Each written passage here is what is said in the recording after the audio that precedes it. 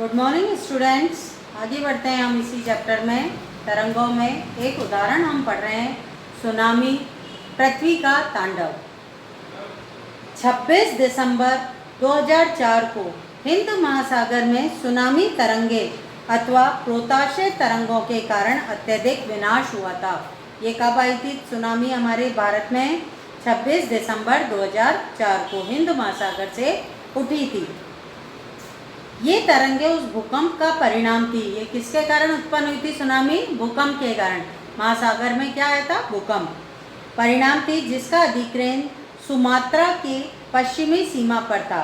इस भूकंप की तीव्रता रिक्टर पैमाने पर 9.0 मापी गई थी।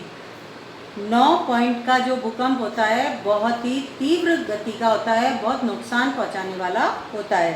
भारतीय प्लेटें वर्मा प्लेट के नीचे धंस गई थी और समुद्र तल में अकस्मात ही गति बढ़ गई, उत्पन्न हो गई थी। इस कारण से यह भूकंप आया था। महासागरीय तल लगभग 10 से 20 मीटर तक विस्थापित हो गया और नीचे की दिशा में झुक गया। इस विस्थापन के कारण निर्मित अंतराल को भरने के लिए विशाल मात्रा में महासागरीय जल उसी ओर बहने लगा।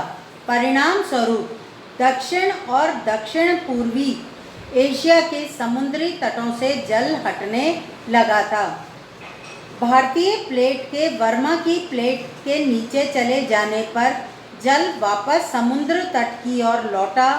यह सुनामी लगभग 800 किलोमीटर घंटे की रफ्तार से आया, जिसकी तुलना व्यावसायिक वायुयानों की गति से की जा सकती है।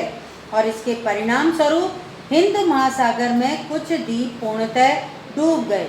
भारतीय सीमा का ध्रुव दक्षिण बिंदु इंदिरा पॉइंट, जो अंडमान निकोबार द्वीप समूह में स्थित, पूरी तरह से डूब गया था। जब सुमात्रा में भूकंप के अधिकेंद्र से तरंगे सुमात्रा की तरफ से अंडमान द्वीप समूह एवं श्रीलंका की ओर बढ़ी, तरंगों की लंबाई कम हो गई। जल की गहराई भी कम होने के साथ साथ इनकी गति 700 से 900 किलोमीटर घंटे से 70 किलोमीटर घंटे तक कम हो गई। समुद्र तट से सुनामी तरंगे 3 किलोमीटर तक की गहराई तक गई, जिसके परिणाम स्वरूप 10,000 से भी अधिक लोगों की मृत्यु हो गई। 1 लाख से भी अधिक घर प्रभावित हुए। भारत में आंध्र प्रदेश के तटीय प्रदेश, तमिलनाडु, केरल, पुडुचेरी और अंडमान तथा निकोबार द्वीप समूह सर्वाधिक प्रभावित हुए थे।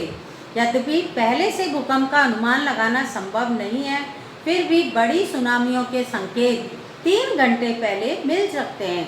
प्रशांत महासागर में प्राथमिक चेतावनी की ऐसी प्रणालियां क्रियाशील हैं, लेकिन हिंद महासागर में ये सुविधाएं नहीं हैं। प्रशांत महासागर की तुलना में हिंद महासागर में सुनामी कभी कभी ही आती है, क्योंकि यह भूकंपीय क्रिया भी बहुत कम होती है। दिसंबर 2004 में जिस सुनामी ने दक्षिण तथा दक्षिण पूर्वी एशिया के तटों पर तबाही मचाई थी, वह पिछले कई 100 वर्षों की सर्वाधिक विनाशकारी सुनामी थी। हिंद महासागर में निरीक्षण, आरंभिक चेतावनी की प्रणालियां एवं हिंद महासागर की तटीय निवासियों की जागरूकता की कमी के कारण जीवन व संपत्ति की अत्यधिक क्षति हुई थी।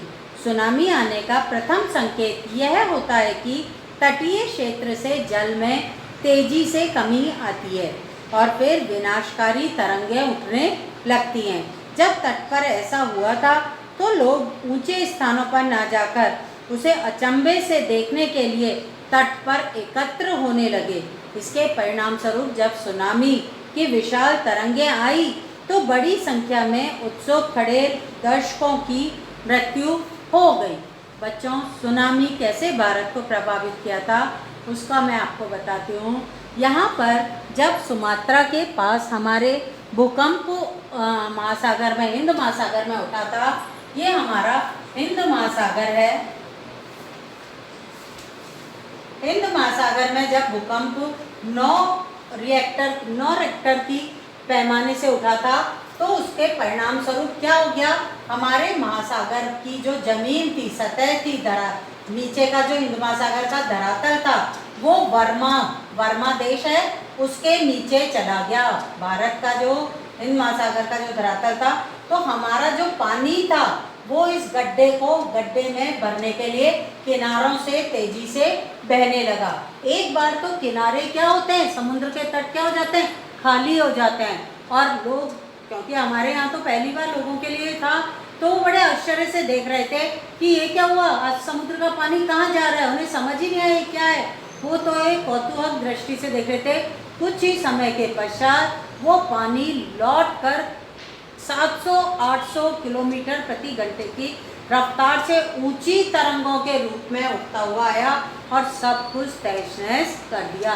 ये सुनामी अपने भारत के, दक्षिण भारत के लिए बहुत ही हानिकारक सिद्ध हुई। आज के लिए इतना ही। Thank you.